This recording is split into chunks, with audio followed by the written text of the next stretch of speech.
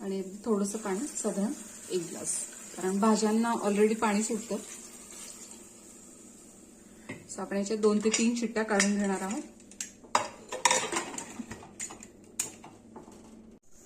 तर साधारण इथे 3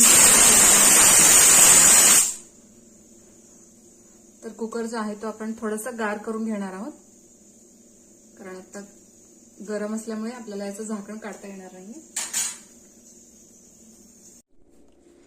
कुकर इथे झालेला आहे, तुम्ही बघू शकता इथे